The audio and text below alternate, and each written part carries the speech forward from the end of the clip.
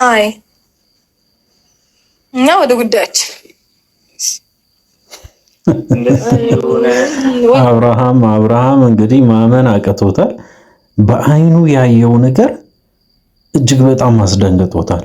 ተመልከቱ፣ በቃ ፊቱ ክው ብሎ ነው የቀረ። አብርሃም ማመን አልቻለም። ምክንያቱም ሌላ ሰው ቤት የገባ ነው የመሰለው። የራሱ ቤት ውስጥ የገዛ ቤት ውስጥ እንግዲህ ሩታ በደንብ አድርጋ እየተበቀለችው ነው የምትገኘውና ደስም ይላል። እውነት ለመናገር በጣም ብዙ ነገሮችን ስላጠፋ አብርሃም ይሄ ነገር ይገባዋል። በቃ በእርግጠኝነት ይገባዋል። ሩታ ያደረገችው ነገር ከዚህ በፊት አብርሃም ካደረገው እንዳውም በጣም ብዙ ነገሮችን አድርጓል። እንግዲህ አብርሃም ሁላችንም እናውቃለን። በጣም ትንሽ ነገር ነው ሩታ ያደረገችው። አሁን በጣም ትንሽ ነገር፣ የእውነቴን ነው የምላችሁ። ይሄንን ነገር ስናገር አንዳንድ ሰዎች ሊከፋችሁ ይችላል። እኔ ግን እስከ ጥግ ድረስ አይቻለሁ።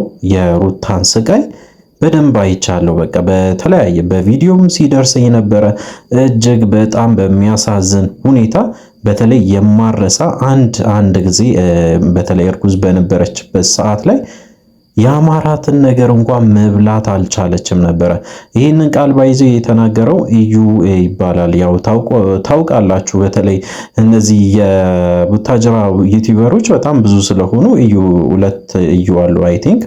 አንደኛው ግን በደንብ አድርጎ ይህንን ቪዲዮ ሰርቶ ነበረ በዛን ሰዓት ማለት ነው።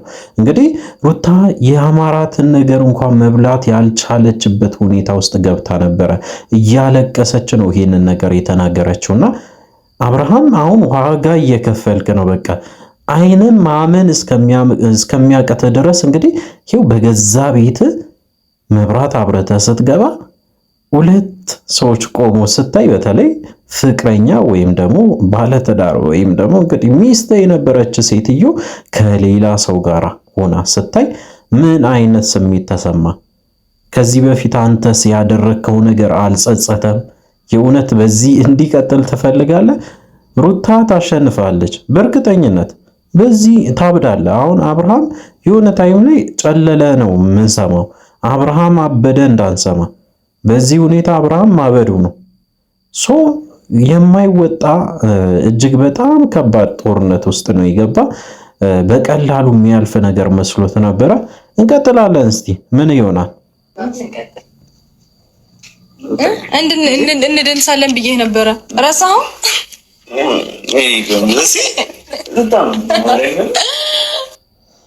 እንግዲህ አብርሃም ቀስ ብሎ እየተራመደ ቀስ ብሎ እያያቸው ነው። ግራ ገብቶታል። በቃ የራሴ ቤት ነው የሰው ቤት ነው፣ የት ነው የገባሁት እያለ ነው።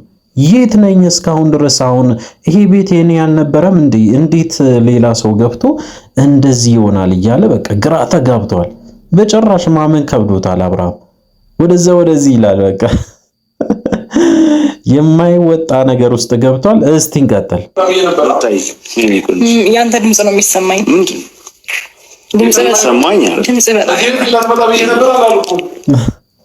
አብርሃም ያወራል፣ ሩታ ትቀልዳለች።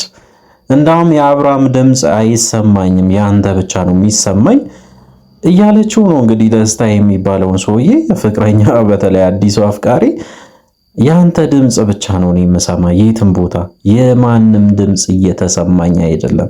ይሄ ማለት በጣም እየናቀችው እንደሆነ ነው በደንብ አድርጋ እያሳየች ያለችው። እና አብርሃም እዚህ ጋር በጣም ተናዷል። ይሄ የመጣው አዲስ ልጅ ደግሞ እዚህ ጋር ከአብርሃም ጋር የመጣው ሰውዬ ደግሞ ምን ይዞ እንደመጣ እንግዲህ እስቲ እንመልከት። ማንን ነው እሱ? ነው ወይስ ይሄና ማንች? አንተ ነው ያልኩት። እንዳታወራ እየተቆጣ ነው። እዚህ ቤት እንዳትመጣ አላልኩም? አይ አብርሃም በጣም እኮ ነው የምታስቀው። በጣም ሄርሜላን እዚህ ቤት ውስጥ ስንት ጊዜ እንዳመጣ ታውቃላችሁ? የምታውቁ ሰዎች በተለይ ሄርሜላ በጣም ብዙ ጊዜ ይህንን ቤት ተመላልሳበታለች። መመላለስ ብቻ አይደለም፣ ማወቅ ያለባችሁ ነገር ሄርሜላ አራውላ ታውቃለች እዚህ ቤት ውስጥ። ሩታ ሌላ ሰው ብታመጣ ምንም ማለት አይደለም። ምክንያቱም አብርሃም ሲያደርግ የነበረውን ነገር በድጋሚ አድርጋ እያሳየችው ነው። ሌላ ታሪክ የለም። አብርሃም ስታደርግ የነበርከውን ነገር በግልጽ እንድታይ እያደረገች ነው ሩታ።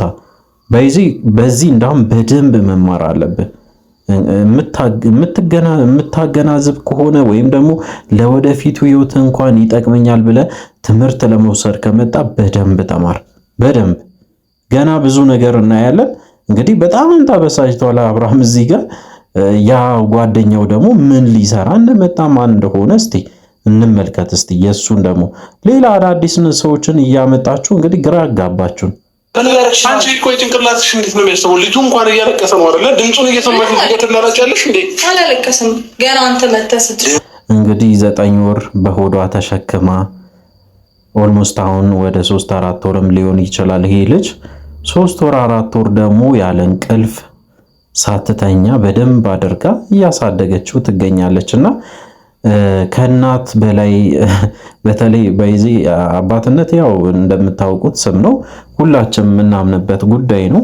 ግን ይህንን ስሜት ወይም ደግሞ የልጅን መረዳት ስሜት ከሴቶች ወይም ከእናቶች በላይ የተሰጠው ስጦታ አለ ብዬ አላስብም።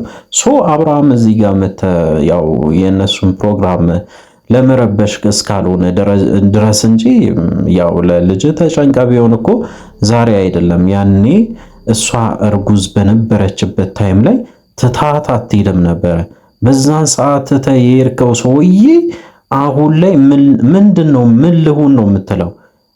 ልጅ እኮ በዚህ ልጁ የአብርሃም ልጅ ከአብርሃም የሚማረው ነገር ትክክለኛ ተንኮል ነው። በቃ ትክክለኛ ምንም የትም ወደዛም ወደዚህም ያልዞረ የተከሸነ ተንኮል ነው የምትማረው። በተለይ ይህን ወደፊት እንግዲህ ይህንን የምትሰማ ከሆነ የአብርሃም ልጅ በእርግጠኝነት አብርሃም ምን አይነት አባት እንደነበረ በእርግጠኝነት አንተም ታወራለህ ብዬ ነው የማስበው። አብርሃም አሁን እዚህ ጋር ማሽቃበጥ ምናምን የምትናገረው ነገር እነሱን ያው እንግዲህ ፕሮግራማቸው ስለደበረ ወይም ደግሞ ይሄ ልጅ ስለደበረ ነው እንጂ እንደዚህ ራሱ አንተ ቤት ድረስ መጥተህ ልጅን ለመጠየቅ የምታስብበት ታይም ላይ ደውለህ መጠየቅም ትችላለህ፣ ወይም ደግሞ ደውለህ እየመጣው ነው ብለህ ለሷም ልታሳውቃት ትችላለህ። እሱ ብቻ አይደለም እሱ ብቻ አይደለም፣ ሩታ ደግሞ ሆን ብላ እያናደደችው እንደሆነ ነው የሚሰማኝ።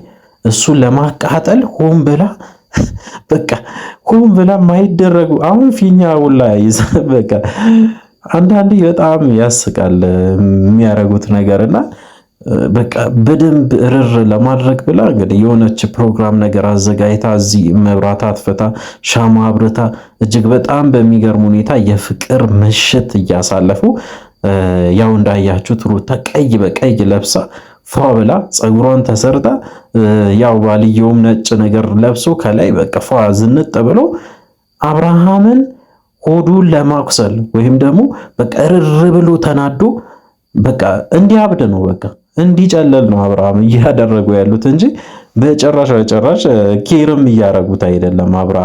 አብርሃም ለምኖ ወይም ደግሞ በቃ አብርሃም አንተ ትስተካከላለህ ምናምን ብሎ ምንም ተስፋ እየሰጡት አይደለም። ያው በቃ ድክመቱንም እየነገሩት ነው። እስቲ እንግዲህ አዲስ የመጣው ሰውዬ ደግሞ ምንድን ነው የሚለው እስቲ እንስማ። እሺ ከመንገድ ልምጣ ምን ታውቀኛለህ? በደምብ ዘበኛ ነው ምንድን ነው ዘበኛም ልሁን አሉ አንደኛ ነገርሽ ብሮ ማን ነው ይሄ ሰውዬ? ባይዚ ከሩታ ጋር ይተዋወቃል፣ ከአብርሃም ጋር ይተዋወቃል። ገንዘብ ፈልገን ከመጨረሻው ባልሽ አንተ እንኳን ይሄ መጨረሻው ባልሽ እንኳን ብትሆኝ ያረ ነገር ከረራ አዳዲስ ሰዎች በዙ ማለት ይሄ ነው እንግዲህ ተመልከቱ። አዲስ ይሄኛውን ሰውዬ ራሱ ለምደን ስሙን ራሱ በደንብ ለምደን ሳንጨርስ ይሄ ጥቁሩ ሰውዬ ደግሞ መጥቷል። እንግዲህ ምን አባቱ እንደሚልም እንግዲህ ለመስማት ያብቃል። እሱን ተውትና እንግዲህ አብርሃም ጭስስ ብሏል። በቃ አብርሃም ሌላ ታሪክ ውስጥ ገብቶላቸዋል። በቃ ተናዷል። ልጁንም አንድ ያቅፎ የሆነ በቃ ልጁንም ወስዶ መሄድ ይፈልጋል። እነሱ የሚያደርጉትን ነገር ደግሞ ሲያይ ብስጭት እያለ ነው። እነሱ ደግሞ ኢቭን እየደነሱ ነበረ ተያይዘው በቃ ጭራሽ እየደነሱ አብርሃምን ረስቶታል ጭራሽ ማለት ነው። እየወጣ እኮ ነው ዛሬ ግን የመጣ ነው ለሌላ ነገር ነው አይደል? ቦርሳውን አስተካክልልኝ። በቃ ይሄ የመጣው አዲሱ ልጅ ከነሱ በላይ ከነሱ ትዳር በላይ ተጨንቆ እየለፋ ነው የሚመስለኝ። በቃ በጣም እየተከራከረ ነው። ምን አይነት ንግግር ነው የምታደርገው? ዛሬ መተህ በዚህ ሶስተኛ ሰው በህይወታችሁ እንዳታስገቡ ስላችሁ ይህንን ነው የምታዩት። እንግዲህ ጭራሽ ጉዳይ ውስጥ ያልነበረ ሰውዬ ዛሬ ገና ብድግ ብሎ መጥቶ ልክ ለነሱ ሐሳቢ ለነሱ ተቆርቋሪ እንደሆነ አይነት አክት ሲያደርግ ያስቃል። ከዚህ በላይ የሚያስቅ ነገር የለም። አብርሃም ይህንን ቦርሳ ልጅ የሚሸከምበትን ይህንን አስተካክልልኝ እያለው ራሱ እሱ ወሬውን አላቆምም። ስሙት በደንብ። ሌላ ነገር ማለት ቦርሳውን ላስተካክልልህ እችላለሁ። አይሆንም፣ እግዚአብሔር ላይ ያው ልጁን ለምንድን ነው የምትሸከመው ነው እንግዲህ ያው አባት አይደል? ይሄንን በዚህ ሰዓት በዚህ ሰዓት እንዳውም እሱ ነው አብርሃም ነው ማሳደግ ያለበት። ኃላፊነት ወስዶ ራሱ ማሳደግ ያለበት ይሄንን ልጅ አብርሃም ነው ብዬ ነው የማስበው። ለምን ያው ያላየ በጣም ብዙ ነገሮች አሉ። በጣም ብዙ ነገሮች ይቀሩታል አብርሃም። ምክንያቱም ስቃይ መቅመስ አለበት። ምን ያህል ከባድ እንደሆነ ልጅ ማሳደግ እያንዳንዱን ነገር እየቀመሰ ከሄደ ከህይወቱ ተምሮ ወደ ራሱ ሊመለስ ይችላል። እንደፈለጉ መዝለልና ወደዛ ወደዚህ ማለት ምንም እንግዲህ ጥቅም የለውም። በተለይ ትዳሩ ውስጥ ምንም አልተማረበትም፣ አሁንም እየተማረበት አይደለም። እንግዲህ አዳዲስ ነገሮች አሉ። ምንድነው በስተመጨረሻ የተፈጠረው? ይሄ በጣም ረጅም ወሬ ስለሆነ እንግዲህ ትንሽ አጠር አድርገን እንየው እስቲ ምንድነው የተፈጠረ?